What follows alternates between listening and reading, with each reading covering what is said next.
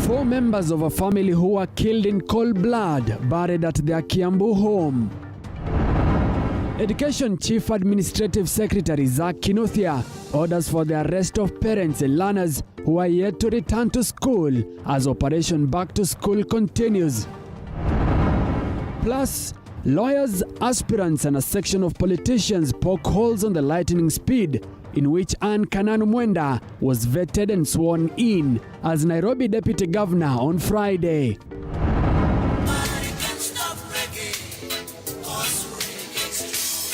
And Raila Odinga and his allies trade tirades with Deputy President William Ruto in different events in Nairobi and Kajiado respectively.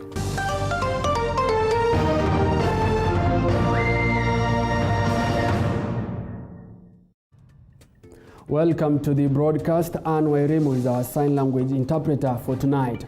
Four members of a family that was allegedly killed by their son Lawrence Warunge about 2 weeks ago was today laid to rest in Karura area of Kiambu County. Several leaders who attended the funeral service, including Kiambu County Governor James Nyoro, said that there is an urgent need to address the kind of media content children are exposed to.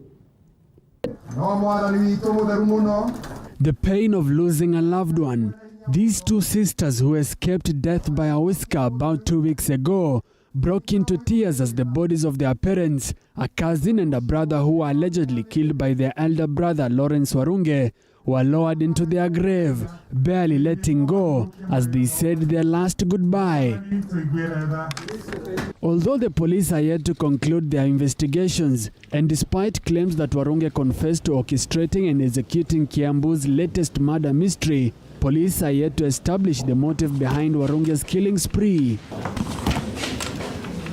It is alleged that the 23-year-old university student butchered nearly half of his family, with reports of Warunge regretting not having finished the job with his two sisters shocking many.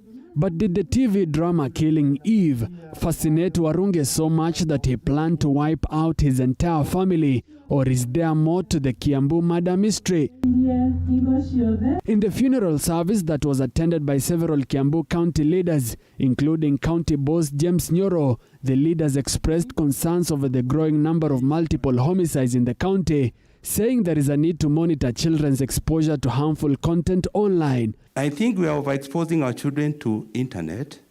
I also think we are watching too much violent movies. Let us minimize internet and television exposure that we are allowing our children access to. Parents have also been asked to look into the content consumed by their children as one of the ways to reduce the killings. Tuwe tukiobserve. When we see certain things, deviations, watoto wameanza kubehave kwa upande fulani, let us take certain actions because prevention is better than cure. And let us ensure kama wazazi, when you see your child, jioni, vile tumezoea unapachika mtoto unampatia simu, anashinda na simu, ana scroll, hujui ni vitu gani ana scroll. Ukitaka kupatia mtoto zawadi unampatia laptop la internet, anafanya vitu zake. Sasa tuanze kuhakikisha ya kwamba every moment, look at what your child is doing. Ukiona kuna mahali kuna taswishi, ukiona mahali kuna mabadiliko kidogo, hakikisha ya kwamba umetafuta na kujua kiini cha hiyo shida ni wapi. Warunge and his girlfriend Sarah Mudhoni, who is alleged to have aided Warunge in committing the crimes, were arraigned in court last week, the judge giving the prosecution 2 more weeks to conclude their investigation. Now, Uganda's President Yoweri Museveni has won a 6th term in office, fighting off a challenged by his fierce critic Bobi Wine. The nation's electoral commission announced today that 76-year-old Museveni received 5.85 million votes, or 58.6%, while 37-year-old Bobi Wine got 3.48 million votes, which is at 34%. But Wine, who was a child when Museveni came into power in 1986, is alleging that votes were rigged as election officials face questions over how results were tallied amid an internet blackout.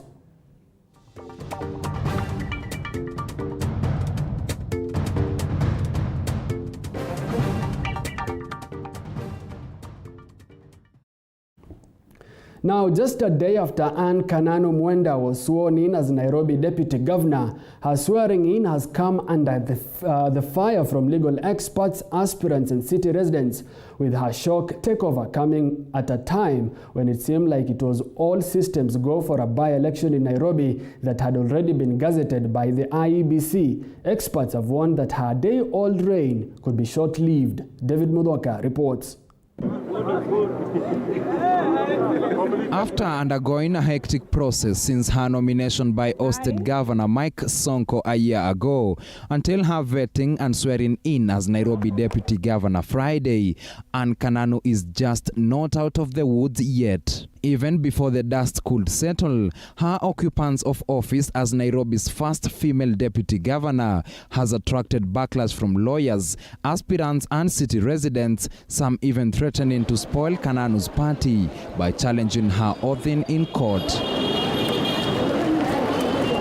In a statement by Law Society of Kenya chairperson Nelson Harvey, LSK has termed the swearing-in a fraud, despite hinting that the Law Society of Kenya will not be going to court to dispute Kananu's swearing-in. Through his Twitter account earlier today, Harvey stated the Law Society of Kenya would be the ideal petitioner to challenge the fraud that is the swearing-in of Anne Kananu as Deputy Governor of Nairobi City County. Problem is that Deep State will appoint a lawyer to take over and withdraw the petition as soon as it is filed. However, Third Way Alliance Secretary General Fred Okango has said that the party will not relent until Kananu exits and the Nairobi gubernatorial mini polls are reinstated. Hatuna shida na mtu yoyote, lakini sisi tuko na shida kupitia njia mkato ambao wengine wameamua kupitia njia mkato kuhakikisha kwamba wana Nairobi hawapati gavana aliyechaguliwa. You know, Kenya is a Kenya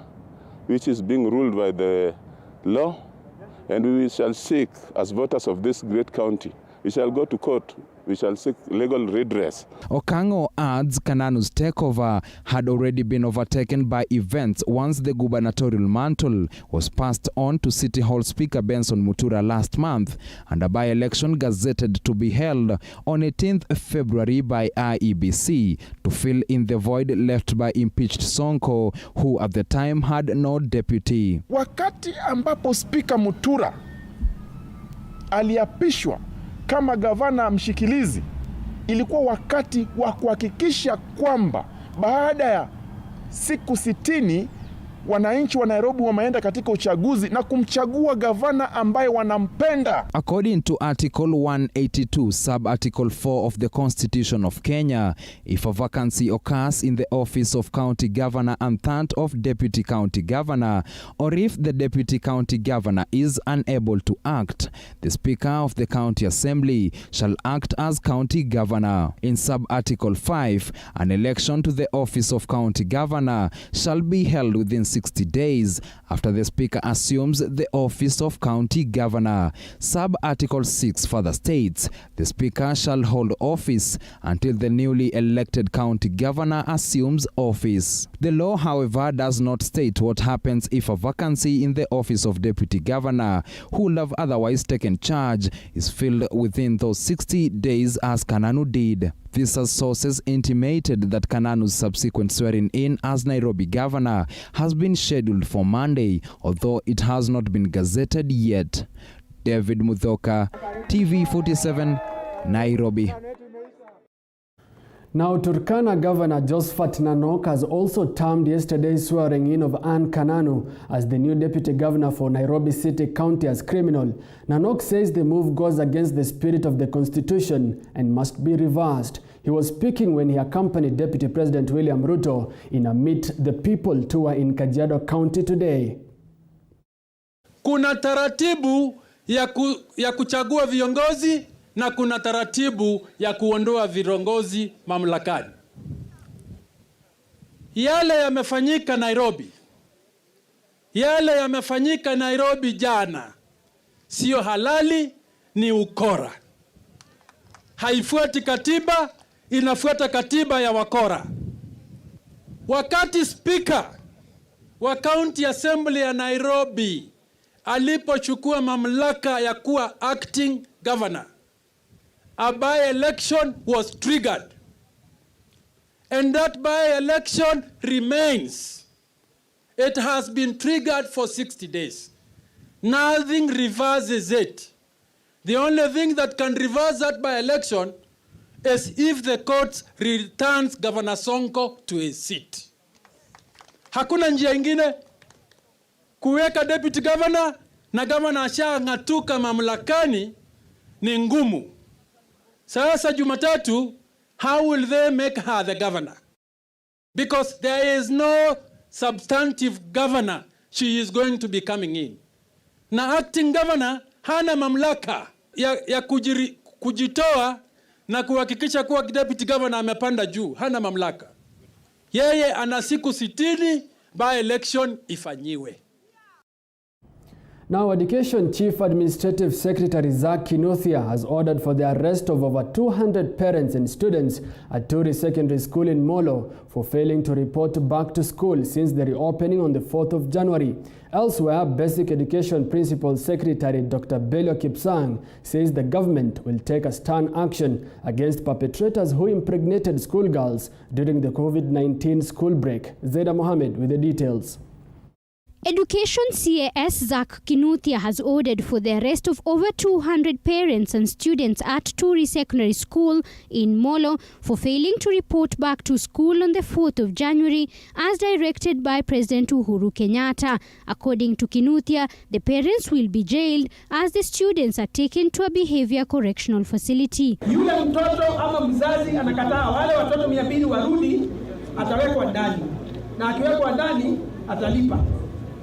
Mtoto yeyote ako nje, sheria imetoka, warudishwe hapa. Na mwalimu 200 ni wengi. Kinuthia has further called upon parents to take their children's education seriously as he urged schools to allow students without school fees and those with pregnancies to enroll back. Kama mzazi ako na uwezo wa kulipa karo, huyo mzazi lazima akulipie ukae hapa.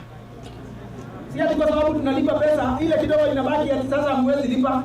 Kama uko na shida umaskini mtupu, wewe ndiye nitashika mkono usifukuzwe hapa. Msikae na pesa kwa mfuko ati kwa sababu principal hata mfukuza. Elsewhere, Basic Education PS Dr. Belio Kipsang says the government will take stern action against perpetrators who impregnated schoolgirls during the COVID-19 school break. According to Dr. Belio, the ministry shall use all available legal means to pursue justice for the schoolgirls. Only that we have to encourage our girls that it is not the end of time. They can still go back, pick from where they left. But I can tell you those crooks and those criminals who impregnated our girls, because these girls are not yet 18, so they have not attained the age of consent. We shall go for them. For sure, we shall not just leave them to go scot-free, and they have messed up our girls. The Children's Act is very clear, and we shall follow them, that I can say. He was speaking during the conclusion of his visit to Nandi and Uasin Gishu counties, where he was monitoring the progress of learning in schools as well as the delivery of desks since the reopening. Zainab Mohammed, TV47. But even as government officers chest thump on the mandatory back-to-school, 16-year-old Mutheu, not her real name, faces a uniquely difficult situation at home that has since prevented her from joining her classmates in school. She is now the sole breadwinner to not only her baby, but also her 2 siblings. Their parents abandoned them for the dead last year, as David Mudoka narrates. Home does not feel like home again for 16-year-old Mutheu, not her real name, at Ndange, Kibwezi, Makueni County. She is not in school like her classmates, despite the reopening of schools 2 weeks ago, but her absence from the neighboring Gokolani Secondary School, where she is a Form 2 student, is the least of her worries. She has to fend for her 2 siblings and her baby, whom she bore upon completing her KCP examination in 2017, after their parents left them for the dead last year, a burden she has been forced to shoulder single-handedly. Sasa vile corona ilikuja ndo mamangu alienda, na kutokea hapo akaniachia watoto, na nilisikia alienda Mombasa, tumemtafuta tumuoni, na ya baba alituachia baba huko nyumbani.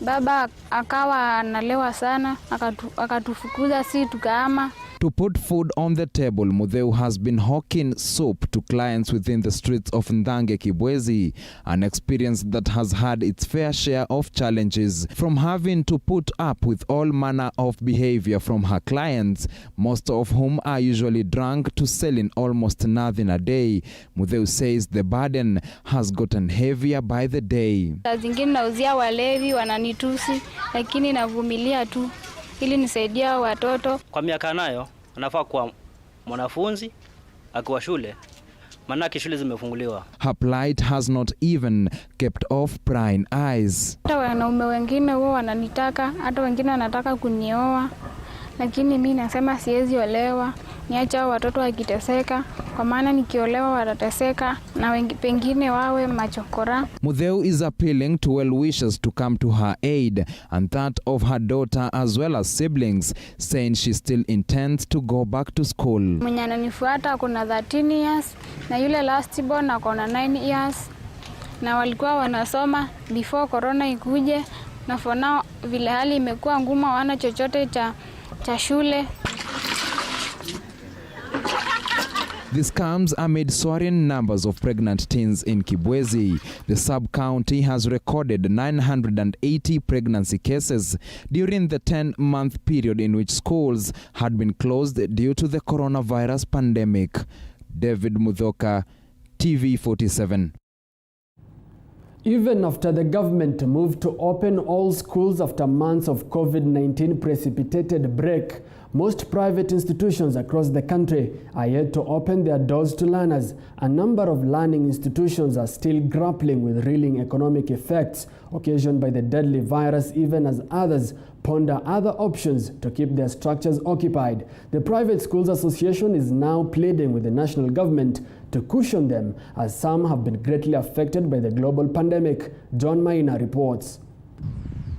Written blackboards, school art drawing and the building structures are the only indicators that convey the activities that were taking place at Castmill School and Kindergarten in Kasarani, Nairobi County, before COVID-19 struck the country and learning institutions closed to contain the spread of the deadly virus, owing to the fact that owners of private schools rely on school fees from learners for income that pays the staffs, among other expenses. Enforced closure of schools across the country left most private schools struggling to survive. Unfortunately, when COVID came, we realized we have certain challenges that we cannot be able to deal with, especially some of us at our age.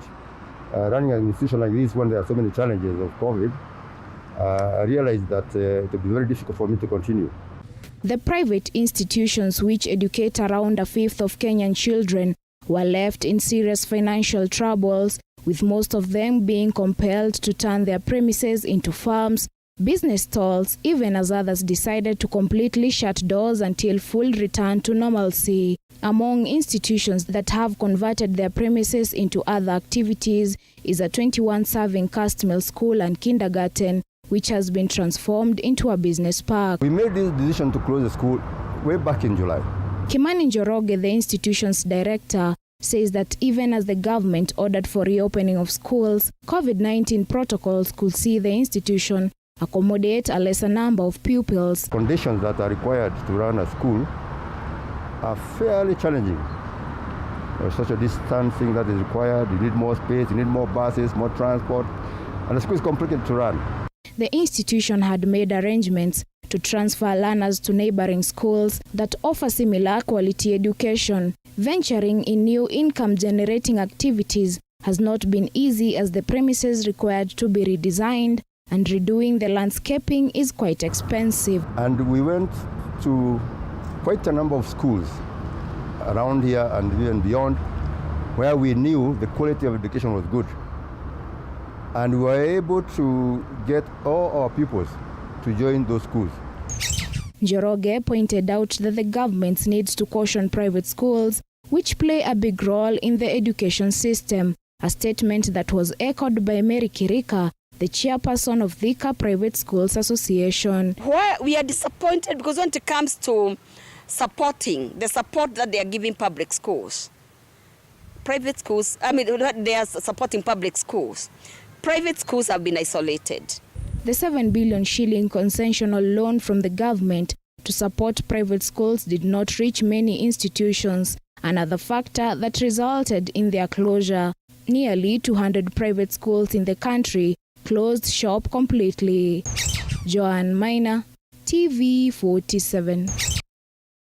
Now, ODM leader Raila Odinga says the BBI report is the only cure to the third gender rule which threatened the 12th Parliament dissolution for failure of enacting it. Speaking while meeting Nairobi businesswomen drawn from Jubilee Party and ODM Party, Raila further debunked the hustler politics by Deputy President William Ruto.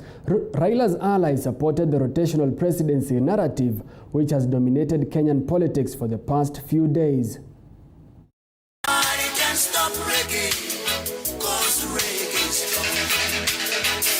ODM boss Raila Odinga and his allies have advanced their political campaigns in Nairobi County. Raila terming BBI as the only solution to the two-third gender rule which has not been enacted in the parliament, threatening its dissolution. Women leaders calling for inclusion in the next government. Bunge inapitisha sheria ili tuweze kuwa na two-thirds gender rule ndani ya bunge, ambayo imeshinda bunge hii kufanya.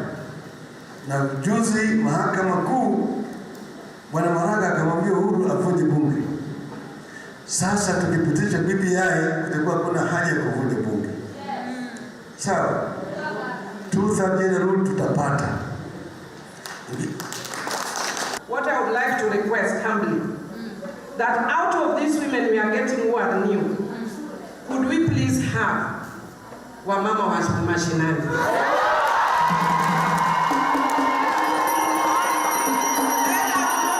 Right now when we are beginning this work, the women who are standing with BBI, they are, let these women be the one who are standing out to fight. While speaking in a meeting with Nairobi businesswomen affiliated to ODM and Jubilee parties, Odinga chided the hustler politics by Deputy President William Ruto and his allies, stating that it won't be possible to hold referendum together with the 2022 elections as proposed by the DP Ruto's faction. Walisema hao ni digitali. Raila ni analog. Atuwataleta ile knowledge-based economy. Vijana kila mkitoto anakuwa na laptop. Anasoma na laptop. Na watazalisha kazi milioni 1. Kazi wa maana alisema. Amesahau yale ambayo alisema wakati hivi. Sasa narudi nasema mkokoteni. Raila's allies drummed up support for President Uhuru Kenyatta's remarks on rotational presidency. Sisi tunaunga mkono 100% ile dhana ambayo ilitolewa na kiongozi wetu Mheshimiwa Uhuru Kenyatta, kwamba haiwezekani kwamba katika jamii ambayo ina jamii zaidi ya 44, kwamba haiwezekani mtu asimame aseme kwamba uongozi hauwezi kutoka mahali fulani ama mahali kwingine. Na hakusema kwamba tutapitisha sheria eti kama umetoka kwa jamii ambayo imeshawahi kutoa rais hata hauwezi kusimama tena. Hapana. Further, the BBI brigade termed Anne Kananu's assumption of Deputy Governor's office yesterday as a way of stamping authority in the city county ahead of the BBI's stiff campaigns. Kuna mwingine alitembea Nairobi akaanza kufikiria ni kwake. Sasa hawa akina mama wanataka kufukuza huyo mkora kwa sababu mwenye nyumba amerudi na ako hapa. Amesahau ya kwamba yeye ndio deputy president. Anataka kuoperate kutoka street. Kama ameamua anataka aweke ofisi yake kwa street. Mimi nataka kabla sija impeach yeye kwa bunge nataka resign. Kwa sababu sitaki deputy president ambaye amehamisha ofisi ya deputy president akaiweka kwa street. Msikia hiyo? Na asifikiri sisi ni wajinga. The BBI signature tune seems to be back in full force, with BBI Brigade optimistic that the BBI report will sail through as signature verification process goes on ahead of the proposed referendum. Elizabeth Muchuku, TV47 Nairobi. Well, thank you so much, Elizabeth Mutuku, for that detailed report. KOTU Secretary General Francis Atwoli has warned political supporters and handlers of Deputy President William Ruto, saying they will regret supporting him. The trade unionist and KANU Party Life member said the DP will turn against them should he ascend to the State House. Speaking in Rabai during the burial of Emmanuel Baya Luambi, the father of Frank Baya, who is a KOTU employee, Atwoli said Ruto is a self-centered person who will do anything to clinch to power, and warn leaders of the Coast region against associating with him. KOTU boss also called the Coast governors to unite and form a political party to give them an upper hand in national politics bargain. Mama yuko sawa sawa.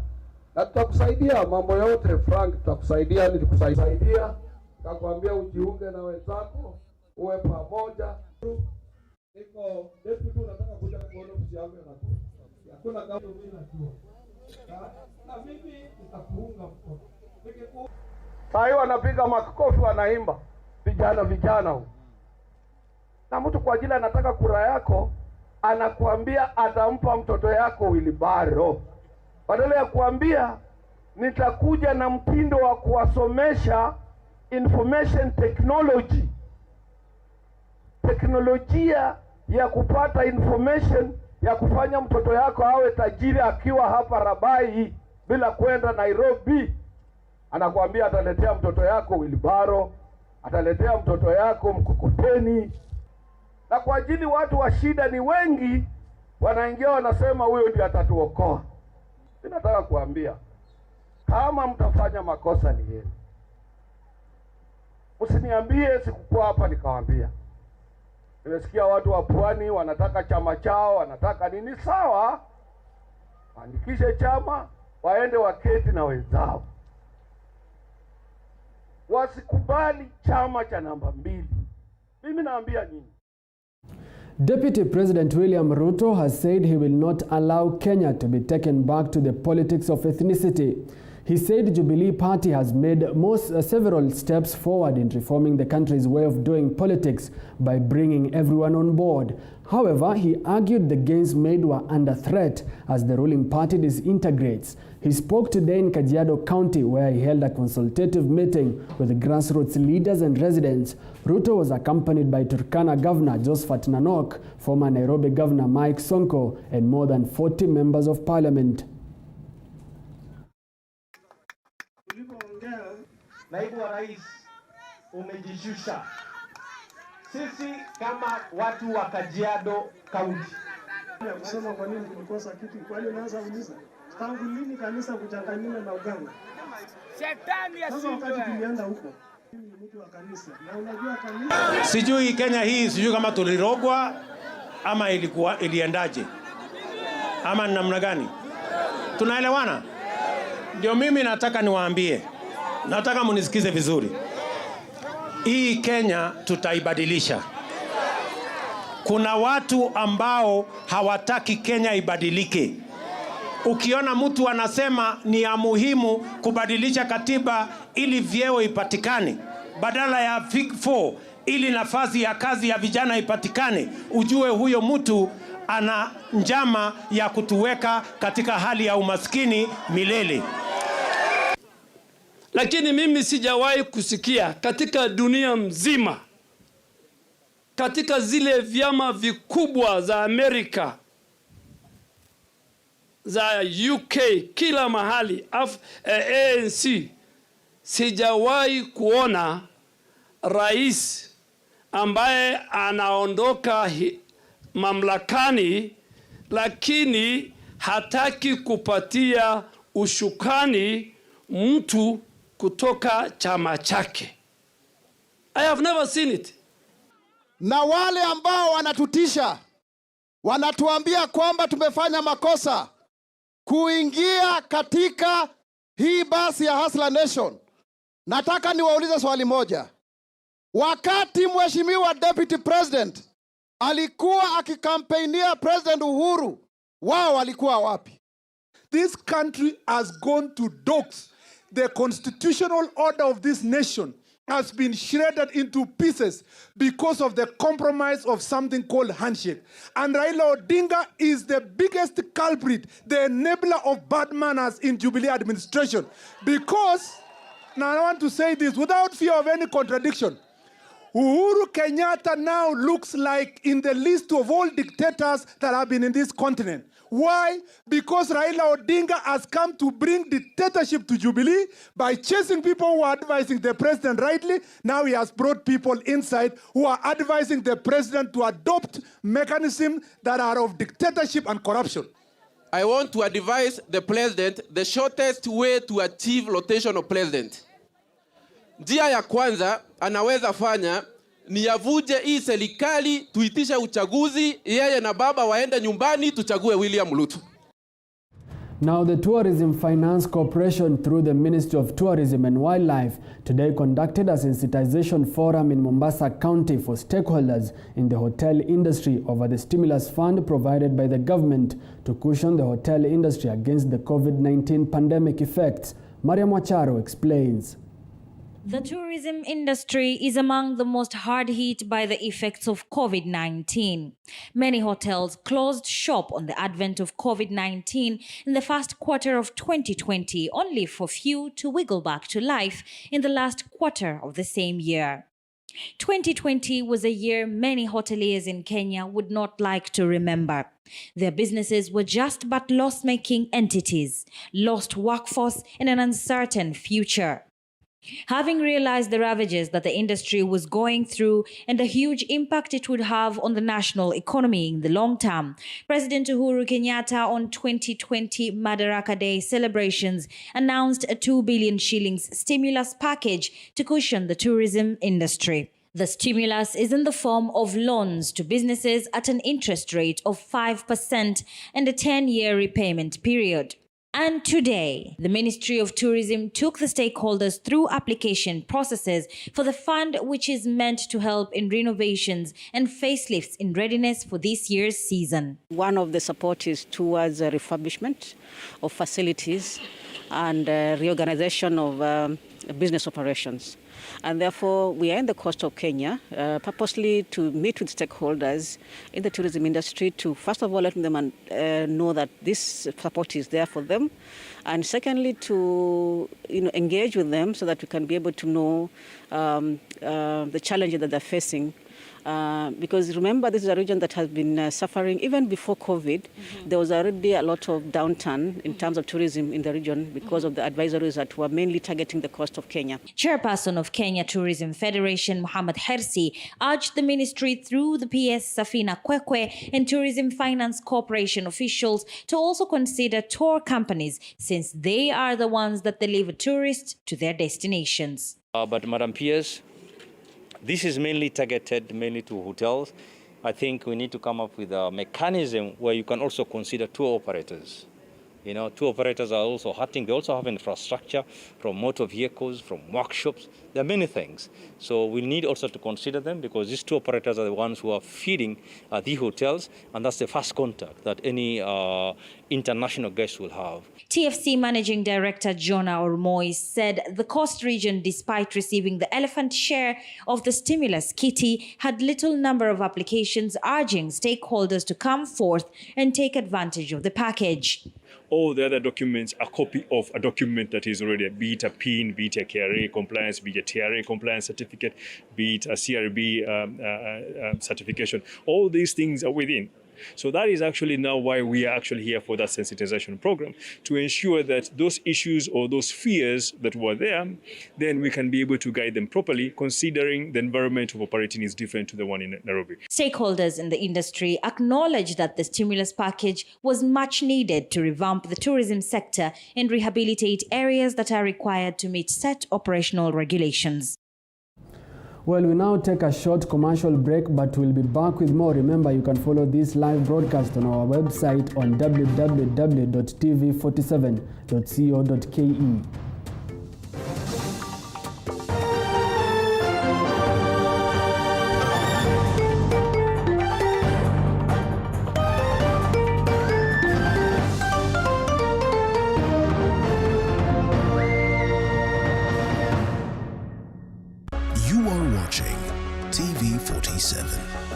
When the clock strikes 7:30 p.m. every Monday, it means it's time for... The biggest challenge of starting a business in Kenya is the layers of licenses you need to pay. The Grind. We tell you the do's and don'ts of business.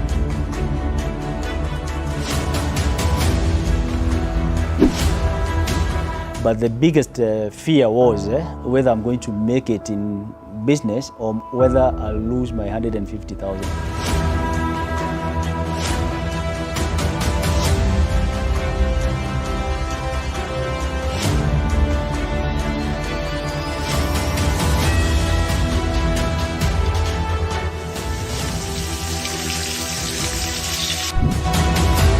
I say business is not about how much capital you have. The Grind, every Monday at 7:30 p.m.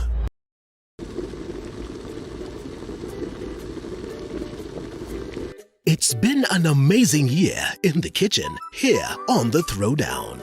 We brought you ugali and brown fish by Sophia. The tasty butter chicken from the classic Mayura restaurant. And the sweet Oreo cake dessert by Lillian. This year, we bring you bigger and better from more mouth-watering meals, kitchen hacks, restaurant reviews, and even street foods. Tune in to The Throwdown every Sunday at 6:30 p.m.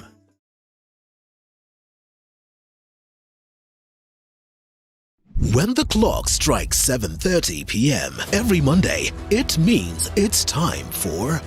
The biggest challenge of starting a business in Kenya is the layers of licenses you need to pay. The Grind. We tell you the do's and don'ts of business.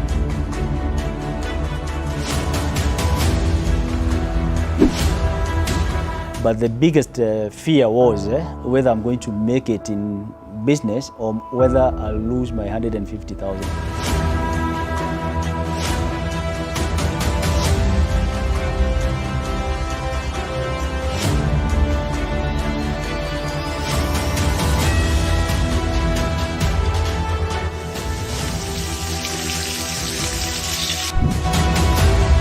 I say business is not about how much capital you have. The Grind, every Monday at 7:30 p.m.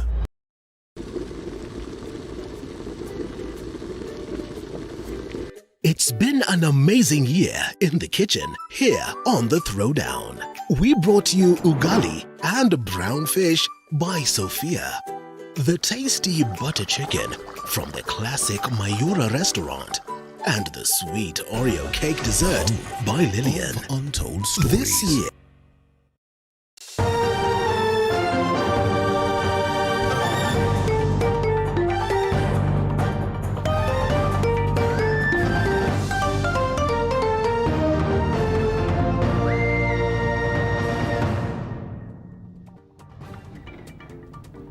Welcome back. You are watching Saturday Night News here on TV47. The construction works for the rehabilitation projects for the Jomo Kenyatta International Airport JKIA Terminals 1B and 1C has begun. The Kenya Aviation Authority KAA announced a 963 million shillings rehabilitation project for the JKIA aimed at refurbishing the departure halls to improve check-in, security screening, retail operations and passenger lounge experiences. Airlines operating on the terminal set for revamp have been temporarily relocated to Terminal 1A and Terminal 2. Announcing the relocation today, KAA said it is working closely with all its partner airlines and other stakeholders at JKIA to provide a seamless travel experience in order to minimize any inconvenience. KAA is advising all passengers to check their flight status with their respective airlines. Passengers for the airlines relocated temporarily on the alternative terminals will meanwhile be required to arrive at the airport 4 hours before departure. The rehabilitation project will take 12 months to complete.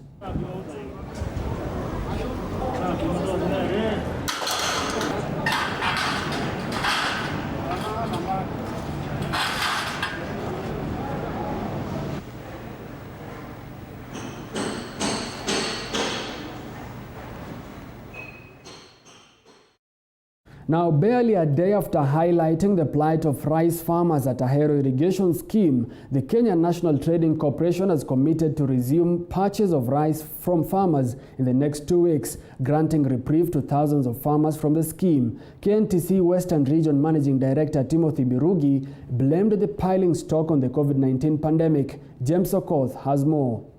The rice farmers from Ahero irrigation scheme were awarded lot. We were promised by KNTC that they'll be taking farmers' rice after milling.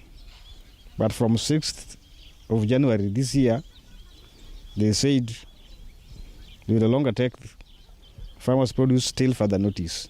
They had put all their resources in the rice fields and they reaped big, but their efforts were almost becoming naught.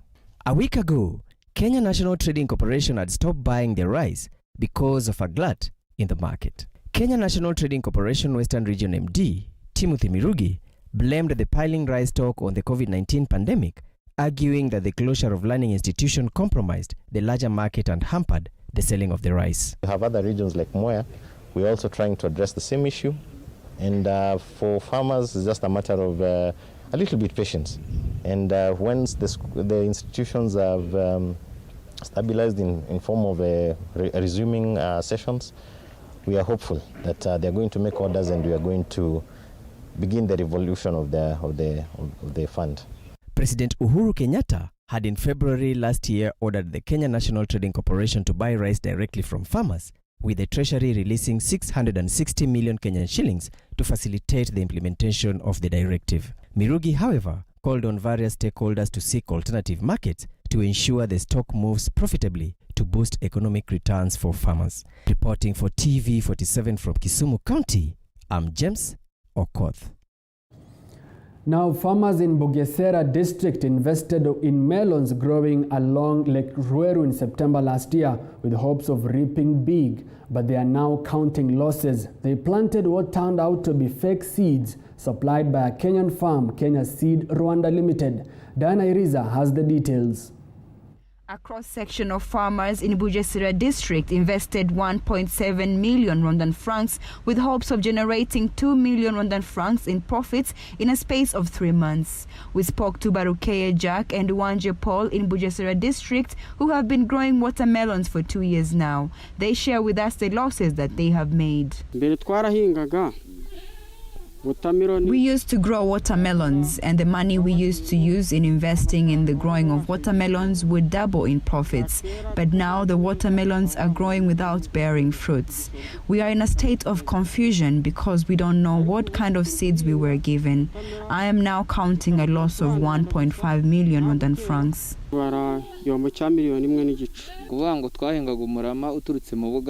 We used to use seeds from Uganda known as Julie F1. With those kind of seeds, we never made any losses. We were later on told that those type of seeds are no longer on market and the only seeds available were the seeds from the Kenyan company. The watermelons were planted as usual. We applied fertilizers as we usually do. We waited for the fruits to grow, but it was all in vain. For us to come to the conclusion that we bought fake seeds is because none of the farmers reaped anything.